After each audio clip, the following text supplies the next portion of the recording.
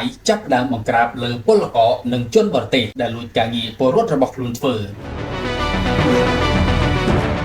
ពេលនេះប្រទេសថៃបានបើកប្រតិបត្តិការបង្ក្រាបសារជាថ្មីលើពលករឬជនជាតិបរទេសរូបណាដែលកំពុងធ្វើការងារដែលថៃទុកសម្រាប់តែប្រជាពលរដ្ឋរបស់ខ្លួនប៉ុណ្ណោះការចុះផ្សាយរបស់ Bangkok Post នៅថ្ងៃច័ន្ទទី16ខែមិថុនាឆ្នាំ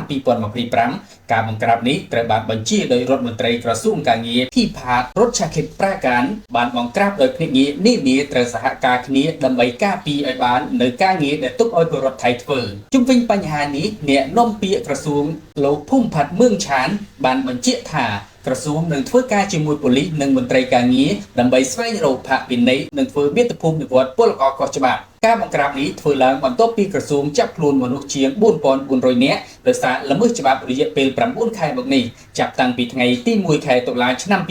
2024ដល់ថ្ងៃទី 13 ខែមិថុនាឆ្នាំ2025ជនបរទេសចំនួន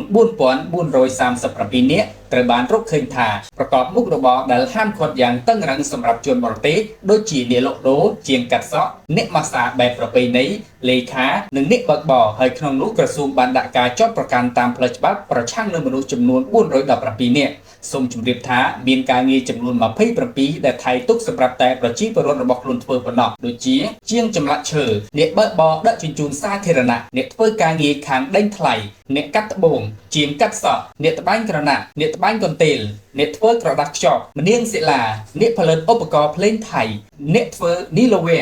ជាងមាសប្រាក់និងស្ពាន់ការងារធ្វើពីលង្ហិនពូលីអ្នកធ្វើតុក្កតាថៃអ្នកធ្វើបាតលោកអ្នកត្បាញក្រណាត់សូត្រធ្វើដោយដៃជាងចម្លាក់ព្រះពុទ្ធរូបអ្នកធ្វើឆ័ត្រក្រដាសប្រពៃណីភ្នាក់ងារឈ្មួញកណ្ដាលអ្នកធ្វើការម៉ាស្សាបែបប្រពៃណីថៃអ្នកប៊ូបារីមេកទេសទេសចរអ្នកដើរលក់របស់កំពេចកំពកអ្នកវាយអក្សរអ្នកក្រងខ្សែអំបោះលេខា